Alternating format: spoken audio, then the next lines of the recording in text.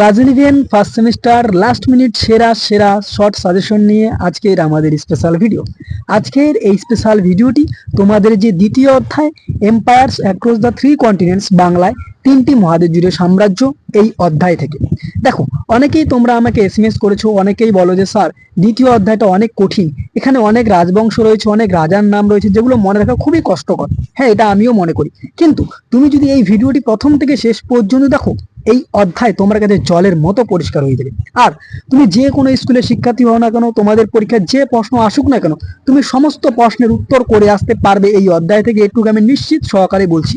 তাই ভিডিওটি ভালো লাগলে অবশ্যই বন্ধুদের মাঝে আগে শেয়ার করো, একটি লাইক করে দিও, চ্যানেলে নতুন হয়ে থাকলে সাবস্ক্রাইব করে দিও। আশা করি তুমি যদি ভিডিওটি শেষ পর্যন্ত দেখো, এই অধ্যায়টি তোমার কাছে জলের মতো পরিষ্কার হয়ে যাবে এবং তুমি সমস্ত প্রশ্নের উত্তর করে আসতে পারবে।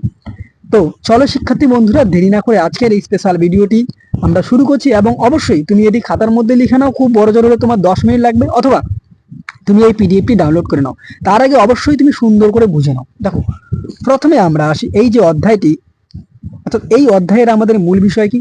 আশা করি সকলেই জানো, রোমান সাম্রাজ্য। এই রোমান সাম্রাজ্য 3টি মহাদেশ জুড়ে ছিল, 1 ইউরোপ, 2 এশিয়া, 3 আফ্রিকা। এই জন্য কি বলা হয়? 3টি মহাদেশ জুড়ে সাম্রাজ্য। তা পরীক্ষায় আসতেই পারে যে 3টি মহাদেশ জুড়ে সাম্রাজ্য আমরা কোন সাম্রাজ্যকে বলতে পারি? রোমান সাম্রাজ্য। ওকে, এবার দেখো, এই রোমান সাম্রাজ্যের ইতিহাসকে আমরা বেশ কয়েকটি পর্বে ভাগ করতে পারি। 1, রোম নগরী প্রতিষ্ঠার পর্ব, এটি হচ্ছে 753 খ্রিস্টপূর্বাব্দ। 2, রাজতন্ত্রের যুগে রোম, 753 থেকে 509 খ্রিস্টপূর্বাব্দ। 3, সাম্রাজ্যের যুগ। 4 হচ্ছে প্রজাতন্ত্রের যুগ। 5 হচ্ছে পূর্ব রোমান সাম্রাজ্য বা বাইজেন্টাইন সাম্রাজ্য। পাশে ইয়ার গুলো দেওয়া রয়েছে, যেমন 509 থেকে 31, অর্থাৎ 509 খ্রিস্টপূর্বাব্দ থেকে খ্রিস্টপূর্ব 31 অব্দ পর্যন্ত প্রজাতন্ত্রের যুগ। ঠিক 31 অব্দ থেকে 476 খ্রিস্টপূর্বাব্দ পর্যন্ত হচ্ছে সাম্রাজ্যের যুগ। সর্বশেষ হচ্ছে পূর্ব রোমান সাম্রাজ্য বা বাইজেন্টাইন সাম্রাজ্যের যুগ, যেটি 1453 খ্রিস্টপূর্বাব্দ পর্যন্ত ছিল। ক্লিয়ার? তো এই হচ্ছে যুগ বিভাজন, এটি জাস্ট তুমি একটু দেখে নাও একবার। ক্লিয়ার? এবার দেখো, এই রোমান সাম্রাজ্য পড়ছে, রোম নগরী প্রতিষ্ঠা কে করেছেন? দেখো, রোম নগরীর প্রতিষ্ঠা করেছেন রোমুলাস। ওকে, নেক্সট আমরা আসি কি, এই যে রাজতন্ত্রের যুগ আমরা বলছি, এই রাজতন্ত্রের যুগের প্রথম ঐতিহাসিক রাজা রোমুলাস, আমরা নিশ্চয়ই জানি। এবার দেখো, এই রাজতন্ত্রের যুগে যে সমস্ত রাজা ছিলেন তাদেরকে তোমাকে ক্রম অনুযায়ী সাজাতে দিতে পারে, তাই তোমাকে কিন্তু এই ক্রমটা ভালো করে বুঝে নিতে লাগবে। দেখো পরপর কিভাবে সাজাবে। 1 হচ্ছে নুমা পম্পিলিয়াস, 2 হচ্ছে টুলাস হস্টিলিয়াস, 3 আনকাস মার্সিয়াস, ওকে, 4 হচ্ছে লুসিয়াস টারকুইনিয়াস পিসকাস, 4 হচ্ছে সার্বিয়াস টুলিয়াস, 5 হচ্ছে লুসিয়াস টারকুইনিয়াস সুপারবাস। ওকে, এই হচ্ছে 5 জন। এই 5 জনকে তোমাকে সঠিক অনুযায়ী সাজাতে লাগবে। তো আমরা এখানে করে দিয়েছি। এরপর দেখো, নেক্সট আমরা আসি। দেখো, এই রাজতন্ত্রের যুগে যারা কোষাধ্যক্ষ ছিলেন, ওকে, যারা হিসাব নিকেশ রাখতেন, তাদেরকে বলা হতো কোয়েস্টার। ক্লিয়ার? এবার দেখো, এই যে কোষাধ্যক্ষ কোথাকার হবে? নিশ্চয়ই কোষাগারের হবে, যেখানে অর্থ সম্পদ থাকবে। এই কোষাগার গুলোকে কি বলা হতো? মনে রাখবে, অ্যারারিয়াম। মোস্ট ইম্পর্টেন্ট, এই দুটি এমসিকিউ চলে গেল। নেক্সট আমরা আসি, এই সময়কালে যারা অশ্বারোহী সেনাপতি ছিলেন, অর্থাৎ রাজতন্ত্রের যুগে, তাদেরকে কি বলা হয়? মনে রাখবে, ট্রাইবুনাস, মিল্টাস বা সেলেরা। মোস্ট ইম্পর্টেন্ট, যে অশ্বারোহী সেনাপতিদের কি বলা হয়? নেক্সট, কনসিলিয়াম বা ফ্যামিলিয়া বা কিউরিয়া কি? মনে রাখবে, কনসিলিয়াম, ফ্যামিলিয়া বা কিউরিয়া হলো একটি সামাজিক সংগঠন, এই দুইটি। ওকে, নেক্সট দেখো, রোমে যে সমাজ ব্যবস্থা ছিল, এই রোমের সমাজ ব্যবস্থা কেমন ভাবে বিভক্ত ছিল? মোস্ট ইম্পর্টেন্ট, এই বিষয়টি ভালো করে বুঝে নাও। দেখো, রোমের সমাজ ব্যবস্থা হচ্ছে 3টি শ্রেণীতে বিভক্ত। 1 প্যাট্রিশিয়ান, যেটাকে বলা অভিজাত। 2 প্লেবিয়ান, যেটা হচ্ছে সাধারণ মানুষ। 3 হচ্ছে দাস শ্রেণী মানুষ। ক্লিয়ার করতে পারলাম? এরপর দেখো, রোমে যারা ম্যাজিস্ট্রেট ছিলেন তাদেরকে কি বলা হয়? কনসাল। ক্লিয়ার? নেক্সট, রোমান প্রজাতন্ত্রের প্রথম লিখিত আইন বিধানের নাম কি? উত্তর, দ্বাদশ বিধান। ওকে, নেক্সট, রোমে এক নায়কতন্ত্র প্রতিষ্ঠা কে করেন, বা রোমে সামরিক এক নায়কতন্ত্র কে প্রতিষ্ঠা করেন? উত্তর, সম্রাট জুলিয়াস সিজার। ক্লিয়ার? এরপরে দেখো, আমরা নেক্সট আসি। দেখো, নেক্সট থাকছে বেশ কয়েকটি গুরুত্বপূর্ণ গ্রন্থ, যেমন সিজোরা কি লিখেছেন? মনে রাখবে, সিজোরা লিখেছেন দ্য রিপাবলিকা। অ্যাপিয়ান কি লিখেছেন? Roman history. প্লুটার কি লিখেছেন? Parallel lifes. ওকে, নেক্সট দেখো, স্পার্টাকাস। এই স্পার্টাকাস কি করেছিলেন? ইতালিতে স্পার্টাকাস কি করেন? দাস বিদ্রোহ করেন। তাহলে স্পার্টাকাস কে ছিলেন? দাস বিদ্রোহের একজন অন্যতম প্রধান নেতা, যিনি হচ্ছেন ইতালি। নেক্সট দেখো, ত্রয়ী শাসন। এই ত্রয়ী শাসন কারো চালু করেন? মনে রাখবে, লিসিনিয়াস, মার্কাস ফ্রাসাস, পম্পেই আর হচ্ছে জুলিয়াস সিজার। এই 3 জন কি বলা হয়? ত্রয়ী শাসন। অর্থাৎ এরা 3 জন শাসন ব্যবস্থা চালু করেছিলেন, সেটাকে বলা হয় ত্রয়ী শাসন। আচ্ছা, এবার জুলিয়াস সিজার প্রসঙ্গে দেখো, যে জুলিয়াস সিজার একটা কিন্তু বিখ্যাত উক্তি করেছিলেন, কি? যে আমি এলাম, দেখলাম, জয় করলাম। আমাদের বিনি বিডি বিসি, এটা কিন্তু পরীক্ষায় দিতে পারে। ওকে, তাহলে জুলিয়াস সিজার। ক্লিয়ার? এবার দেখো, জুলিয়াস সিজার কি কাজ করেছিলেন? এক রোমান পঞ্জিকা, দুই হচ্ছে ক্যালেন্ডার সংস্কার করেছিলেন। Most important. নেক্সট দেখো, এই যে আমরা ত্রয়ী শাসন বললাম, সেকেন্ড ত্রয়ী শাসন অর্থাৎ দ্বিতীয় ত্রয়ী শাসন আমরা আরেকটা উল্লেখ পাই। এই দ্বিতীয় ত্রয়ী শাসনকে কারা চালু করেছিলেন বা কাদেরকে বলা হয়? উত্তর হচ্ছে মার্ক অ্যান্টনি, তারপর হচ্ছে লেনিডাস, আর হচ্ছে অক্টাভিয়ান। ক্লিয়ার? নেক্সট হচ্ছে প্যাক্স রোমান বা রোমান শান্তির যুগ। কোন সময়টাকে বলা হয়? যখন অগাস্টাস সিজার সিংহাসন আরোহণ করেন সেই প্রথম 200 বছরকে বলা হয় প্যাক্স রোমান বা রোমান শান্তিময় যুগ। ক্লিয়ার? এবার দেখো, নেক্সট হচ্ছে কি অ্যান্টনি অক্টাভিয়ান সংঘাত বা অ্যান্টনি অক্টাভিয়ান যুদ্ধ কি? Most important. এটি হচ্ছে 31 অব্দে হয়েছিল। কাদের মধ্যে? এক হচ্ছে মার্ক অ্যান্টনি আর হচ্ছে ক্লিওপেট্রা, এই দুইজনের সঙ্গে অক্টাভিয়ানের। কেন? দেখো এটা কেন ইম্পর্টেন্ট, কারণ এখানে তোমাকে বলতে পারে যে মার্ক অ্যান্টনি এবং ক্লিওপেট্রা একত্রে যুদ্ধের ফলে কি তারা যুদ্ধে জয়লাভ হয়েছিলেন, বা তোমাকে বিবৃতি সত্য মিথ্যা আকারে দিতে পারে। তাই এটা মাথায় রাখো যে মার্ক অ্যান্টনি ক্লিওপেট্রা একত্রিত হয়েও কিন্তু অক্টাভিয়ানকে হারাতে পারেনি, অক্টাভিয়ান কিন্তু সেখানে জিতেছিলেন। ক্লিয়ার? নেক্সট আমরা আসি, দেখো রোমান সাম্রাজ্যের প্রতিষ্ঠাতা কে ছিলেন? উত্তর অগাস্টাস সিজার। নেক্সট আর কি তিনি কি করেছিলেন? তিনি রোমের উন্নতির জন্য কিউরেটরেস অপরাম পাবলিকোরাম পপ কি করেছিলেন? সৃষ্টি করেছিলেন বা তৈরি করেছিলেন। নেক্সট নিষ্ঠুর প্রকৃতি রাজা বা উন্মাদ রাজা কাকে বলা হয় রোমান সাম্রাজ্যে? উত্তর হচ্ছে ক্যালিগুলা। এই ক্যালিগুলা কি করেছিলেন? অ্যাকুয়া ক্লডিয়া বা অ্যাকুয়া অ্যানিও নোভাস এই জল সরবরাহ প্রকল্প দুটি চালু করেছিলেন। Most important MCQ. Next Claudius, Claudius কি উপাধি গ্রহণ করেন? ইম্পারেটর। তাহলে ইম্পারেটর উপাধি কে গ্রহণ করেন? ইম্পারেটর উপাধি ক্লডিয়াস। আচ্ছা, ক্লডিয়াসের পরে কে শাসন ব্যবস্থা গ্রহণ করেন? নিরো। নিরো কি করেছিলেন? তিনি হচ্ছেন জুভেনালিয়া বা হচ্ছে নিরোনিয়া অনুষ্ঠানের প্রচলন করেন। তাহলে নিরো কি কি অনুষ্ঠানের প্রচলন করেন জেনে রাখবে। নেক্সট আমরা আসি ফ্লেভিয়ান বংশ। এই ফ্লেভিয়ান বংশের প্রতিষ্ঠাতাকে? উত্তর টাইটাস ফ্লেভিয়াস। দেখো এই প্রসঙ্গে একটি বিষয় বলে দিই, আমরা কিন্তু ইতিমধ্যেই যে রাজবংশগুলো সম্পূর্ণ কভার করেছি ডিটেলসলি। যদি তোমার কোনো প্রবলেম থেকে থাকে অবশ্যই আমাদের ডেসক্রিপশন বক্সের লিঙ্কে ক্লিক করে দেখে নিতে পারো, বা ফার্স্ট কমেন্টে লিঙ্ক দেওয়া থাকবে, সেখান থেকেও দেখে নিতে পারো। তোমার কাছে জলের মতো পরিষ্কার হয়ে যাবে, এই কঠিন নামগুলো তোমার কাছে কঠিন মনে হবে না। ওকে, এরপর দেখো, এই যে আমরা বললাম টাইটাস ফ্লেভিয়াস, এর সম্পূর্ণ নাম কি? টাইটাস ফ্লেভিয়াস ভেসপানিয়াস। ক্লিয়ার? আমরা আসি, দেখো নেক্সট হচ্ছে নাভা অ্যান্টোনাইন বংশ। নাভা অ্যান্টোনাইন রাজবংশের প্রতিষ্ঠাতাকে নার্ভা। এই নার্ভার পরে কে শাসন ব্যবস্থা গ্রহণ করেন? ট্রাজন। ট্রাজন এসে কি করলেন? তিনি অপটিমাস প্রিন্সেপ উপাধি গ্রহণ করেন, আর কি ট্রাজনের স্তম্ভ, এই ট্রাজনের স্তম্ভ গড়ে তোলেন। Most important. নেক্সট আমরা আসি, দেখো হেড্রিয়ান।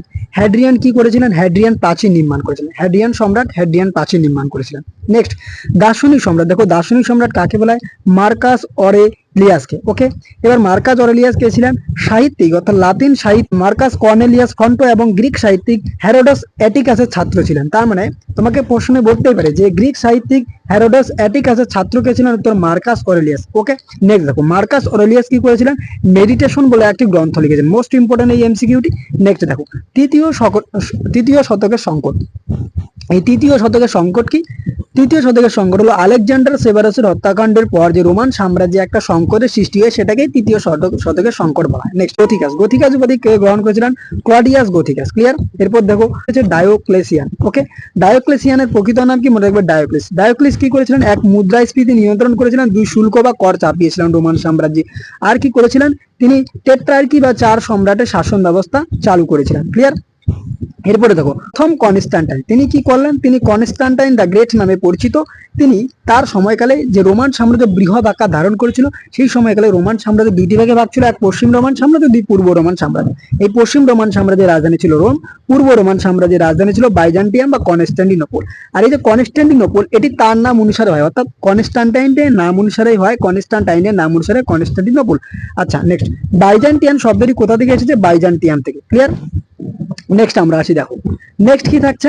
নেক্সট হচ্ছে প্রথম লিওনিড। দেখো প্রথম লিওনিড কি করেছিলেন? লিওনিড বংশের প্রতিষ্ঠা করেছিলেন। Next Justinian. এই জাস্টিনিয়ান বংশের প্রতিষ্ঠাতাকে মনে রাখবে প্রথম জাস্টিন।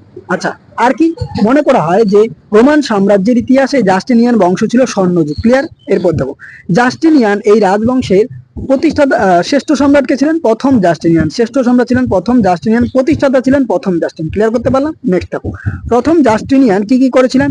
এক দেখো তিনি হচ্ছে নিকা বিদ্রোহ দমন করেছিলেন। এরপর দেখো নিকা বিদ্রোহ কি হয়েছিল? নিকা বিদ্রোহ হচ্ছে রথদৌড় প্রতিযোগিতাকে কেন্দ্র করে এক বিশাল দাঙ্গা তৈরি হয়েছিল, যেটি কবে? 532 খ্রিস্টাব্দে। নেক্সট আচ্ছা, বেলিসারিয়াস আর হচ্ছে কি নার্সেস। এই বেলিসারিয়াস নার্সেস কে ছিলেন? এই প্রথম জাস্টিনিয়ানের দুইজন দক্ষ সেনাপতি ছিলেন। ক্লিয়ার? নেক্সট দেখো তানজানিয়ার যুদ্ধ। তানজানিয়ার যুদ্ধ কবে হয়? 522 খ্রিস্টাব্দে। কাদের মধ্যে? গথ আর প্রথম জাস্টিনিয়ানের মধ্যে। নেক্সট, কর্পাস জুরিস সিভিলাইজ বা জাস্টিনিয়ানের আইন সংহিতা। এই জাস্টিনিয়ানের আইন সংহিতা বা কর্পাস জুরিস সিভিলাইজ কি? রোমান সম্রাট জাস্টিনিয়ান তিনি কি করেছিলেন? রোমের যে আইনগুলোকে অত্যন্ত সহজ সরল ভাবে তুলে ধরেছিলেন, সেটাকে বলা হয় কর্পাস জুরিস সিভিলাইজ বা জাস্টিনিয়ানের আইন। যেখানে 4652টি ধারা রয়েছে। সেটি কয়টি ভাগে বিভক্ত? 4টি ভাগে বিভক্ত ছিল। আমরা ইন ডিটেইলসলি এটা আলোচনা করেছিলাম। যদি তোমার প্রয়োজন হয় সেই 4টি ধারাকে কি তুমি দেখে নিতে পারো ডেসক্রিপশন বক্সের লিংকে ক্লিক করে। নেক্সট দেখো, আমরা আসি এই জাস্টিনিয়ান রাজবংশের শেষ সম্রাট কে ছিলেন? মনে রাখবে এই জাস্টিনিয়ান রাজবংশের শেষ সম্রাট ছিলেন মৌরিস।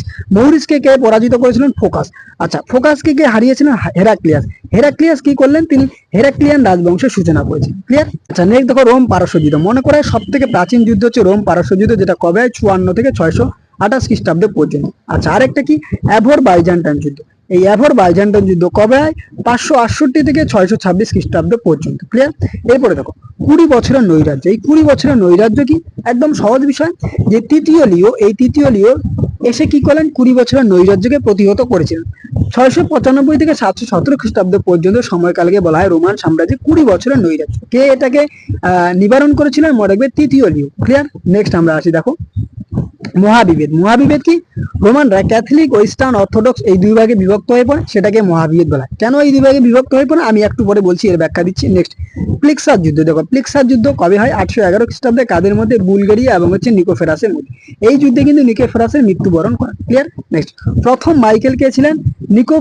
নিকোফেরিয়ান রাজবংশের শেষ সম্রাট। নেক্সট, সেকেন্ড বাসিলকে কি বলা হয়? মনে রাখবে বুলগার ঘাতক। কেন বলা হয়? কারণ তিনি বুলগেরিয়াদের বা বুলগারদের সম্পূর্ণ রকম ভাবে কি করেছিলেন? তিনি একেবারে চূড়ান্ত পরাস্ত করে তাদের ধ্বংস করে দিয়েছিলেন। নেক্সট, কমেন্নস। কমেন্নস কি? এই কমেন্নস রাজবংশের আমলে কিন্তু ক্রুসের যুদ্ধগুলো হয়। তাই পরীক্ষা আসতে পারে কোন রাজবংশের আমলে ক্রুসের বা ধর্মযুদ্ধ হয়? কমেন্নস রাজবংশের আমলে। আচ্ছা, এই কমেন্নস রাজবংশের সম্রাট কে ছিলেন? প্রথম সম্রাট তিনি কে ছিলেন? প্রথম আলেক্সিও। তার আমলে কি হয়? প্রথম ক্রুসের যুদ্ধ হয়। ওকে। আচ্ছা, ক্রুসের যুদ্ধ মোট কয়টা হয়? 3টি হয়। তোমরা ইন ডিটেইলসলি আমাদের ক্লাসে পেয়ে যাবে। নেক্সট দেখো মেনিস্কার যুদ্ধ। মেনিস্কার যুদ্ধ কবে হয়? 1071 খ্রিস্টাব্দে। এই যুদ্ধের পরে কিন্তু পূর্ব রোমান সাম্রাজ্য সম্পূর্ণ রকম ভাবে পতন ঘটেছে। নেক্সট আমরা আসি পিউনিক যুদ্ধ। দেখো পিউনিক যুদ্ধ কাদের মধ্যে? রোম আর কার্থেজের মধ্যে। মোট পিউনিক যুদ্ধ 3টি হয়। তোমরা ইন ডিটেইলসলি পেয়ে যাবে। আচ্ছা, এই 3টি যুদ্ধের মধ্যে প্রথম যে পিউনিক যুদ্ধ সেটা কবে হয়? 264 থেকে 241 অব্দে। আচ্ছা, এই পিউনিক যে আমরা বলছি, পিউনিক শব্দের উৎপত্তি কোথা থেকে? মনে রাখবে পুনি থেকে। আচ্ছা, পুনি কি? পুনি হচ্ছে একটি ল্যাটিন শব্দ। এই ল্যাটিন শব্দ পুনি থেকে পিউনিক শব্দটা এসেছে। ক্লিয়ার? এরপরে আমরা আসি দেখো, এরপরে আছে কি? রোম ম্যাসিডোনিয়া যুদ্ধ। দেখো রোম ম্যাসিডোনিয়া যুদ্ধ কবে হয়? 215 থেকে 205। নেক্সট দেখো ভীষণ ভীষণ গুরুত্বপূর্ণ, এখান থেকে পরীক্ষা আসার সম্ভাবনা 100% রয়েছে। দেখো কি? যে দাসদের অর্থাৎ কৃতদাসদের কোথায় কি বলা হয়? যারা জন্মসূত্রে কৃতদাস তাদেরকে বলা হয় ফার্মি রোমি। নেক্সট, পালিয়ে যাওয়া কৃতদাসদের কি বলা হয়? ম্যানুমিসিও। তাদের কপালে এফ চিহ্ন আঁকা হবে। 2 3 মুক্তিপ্রাপ্ত কৃতদাসদের কি বলা হয়? লিবার্টাস। আচ্ছা, নেক্সট শতুরনীয়া উৎসব। এই শতুরনীয়া উৎসবে কি? অর্থাৎ একে অপরের প্রতিরূপ ভূমিকা গ্রহণ করে, অর্থাৎ প্রভু ক্রিয়া প্রভু দাসের মতো আচরণ করে, দাস প্রভুর মতো আচরণ করে। এই উৎসবের মধ্য দিয়ে কিন্তু অনেক কি হয়? অনেক কৃতদাস মুক্তি পেল। নেক্সট কি? গ্লাডিয়েটর লড়াই। আশা করি সকলে জানে হিংস্র পশুর সঙ্গে যুদ্ধ করতে লাগতো। এই গ্লাডিয়েটরের লড়াই অর্থাৎ দাস যোদ্ধাদের কি বলা হতো? রোমান সাম্রাজ্যের দাস যোদ্ধাদের বলা হতো গ্লাডিয়েটর। ক্লিয়ার? নেক্সট দেখো রোমের আইনসভাকে কি বলা হয়? সিনেট। ওকে। এরপরে দেখো বেশ কয়েকটি রাজবংশ রয়েছে, যেমন দৌকাজ রাজবংশ। এই দৌকাজ রাজবংশ কি? সেলজুক তুর্কি। সেলজুক তুর্কিরা কি করে? দৌকাজ রাজবংশের শাসনকালে বাইজেন্টাইন সাম্রাজ্য আক্রমণ করে। এই বাইজেন্টাইন সাম্রাজ্য আক্রমণের ফলে যার আগে নাম ছিল আন্তলিয়া, বর্তমান নাম তুরস্ক, অধিকার করে নিয়ে সম্পূর্ণ রকম ভাবে বাইজেন্টাইন সাম্রাজ্যের পতন ঘটে। আমরা পরীক্ষা আসতে পারে যে কোন রাজবংশের আমলে সেলজুক তুর্কিরা বাইজেন্টাইন সাম্রাজ্য আক্রমণ করে? উত্তর দৌকাজ রাজবংশ, এবং সম্পূর্ণ রকম ভাবে কিন্তু এই বাইজেন্টাইন সাম্রাজ্য ধ্বংস হয়ে যায়। নেক্সট আমরিয়ান রাজবংশ। এই আমরিয়ান রাজবংশের প্রতিষ্ঠাতাকে দ্বিতীয় মাইকেল। নেক্সট দেখো ইসোরিয়ান বা সিরিয়ান রাজবংশ। এই ইসোরিয়ান বা সিরিয়ান রাজবংশের প্রথম সম্রাটকে মনে রাখবে তৃতীয় লিও। এই তৃতীয় লিও কি করেছিলেন? যীশুখ্রিস্ট তার মা মেরি এদের মূর্তি পূজা নিষিদ্ধ করেন। এটা ইতিহাসে বাইজেন্টাইন আইকোনোক্লাজম নামে পরিচিত। এবার এই মূর্তি পূজাকে কেন্দ্র করে খ্রিস্টানদের মধ্যে 2টি ভাগে ভাগ হয়ে যায়। আমি কিছুক্ষণ আগে বললাম না যে মহাবিভেদটা কিছুক্ষণ পরে বলছি। এই 2 ভাগে ভাগ হয়ে যাওয়াটাকেই বলা হয় কি? মহাবিভেদ। ক্লিয়ার? আচ্ছা, এবার কি এই 2 ভাগে কি? একদল তারা মনে করলো যে না আমরা মূর্তি পূজা করবো, আরেক দল মনে করলো যে না আমরা মূর্তি পূজা করবো না। অর্থাৎ এই যে 2টা ভাগ, এটাকেই বলা হচ্ছে মহাবিভেদ। কার শাসনকালে হয়? মনে রাখবে এটা হচ্ছে তৃতীয় লিওর শাসনকালে হয়, ইসোরিয়ান বা সিরিয়ান রাজবংশের আমলে, যেটাকে বলা হয় বাইজেন্টাইন আইকোনোক্লাজম। ক্লিয়ার করতে পারলাম? আমরা চেষ্টা করেছি এই যে তোমাদের দ্বিতীয় অধ্যায় empires across the three continents অর্থাৎ তিনটি মহাদেশ জুড়ে সাম্রাজ্য, এই অধ্যায়টি থেকে সমস্ত রকমের প্রশ্ন এবং সমস্ত টপিক কভার করা। আশা করি তোমরা সকলেই জানো যে অধ্যায়টি অনেক বড়, তবু আমরা এই একটি পেজের মধ্য দিয়ে গোটা অধ্যায়টি খুব সহজভাবে সুন্দরভাবে তোমাদের সামনে উপস্থাপন করেছি। যদি তুমি বুঝতে না পারো বারবার ভিডিওটি দেখো, আশা করি তোমার কাছে এই বিষয়গুলো ক্লিয়ার হয়ে যাবে। আর ভিডিওটি ভালো লাগলে অবশ্যই অবশ্যই বন্ধুদের মাঝে শেয়ার করো। ইতিমধ্যে আমরা এই শর্টস ভিডিও তৃতীয় অধ্যায় এবং প্রথম অধ্যায়ে প্রোভাইড করেছি, যদি না দেখে থাকো অবশ্যই ডেসক্রিপশন বক্সে লিংকে ক্লিক করে দেখে নিতে পারো। এছাড়াও আমরা ইতিহাসের last minute suggestion, question pattern সমস্ত কিছু প্রোভাইড করেছি, আমাদের প্লেলিস্টে গিয়েও দেখে নিতে পারো। তো চ্যানেলে নতুন হয়ে থাকলে সাবস্ক্রাইব করে দিও। আজকের ভিডিওটি এ পর্যন্ত, আর ভিডিওটি কেমন লাগলো তা অবশ্যই তোমরা কমেন্ট বক্সে কমেন্ট করে জানাতে ভুলো না। দেখা হচ্ছে অন্য কোনো এক ভিডিওতে, ততক্ষণ পর্যন্ত পড়তে থাকো, জানতে থাকো এবং অবশ্যই আমাদের পাশে থাকো। আর এই ভিডিওর ফ্রি ভিডিওর পাসওয়ার্ডটি হলো, মনে রাখবে, history@16। এই পাসওয়ার্ডটি প্রদান করে তুমি অনায়াসে আমাদের ডেসক্রিপশন বক্সে লিংকে ক্লিক করে পিডিএফ ডাউনলোড করতে পারবে, অথবা তুমি তোমার নিজের হাতে লিখে নাও। আর নিজের হাতে লিখলে পড়াটা মনে রাখতে খুবই সুবিধা হয়, তোমার পড়া শেখানো হয়ে যাবে। এতক্ষণ পর্যন্ত ভিডিওটি দেখার জন্য অসংখ্য অসংখ্য ধন্যবাদ। Thanks for watching.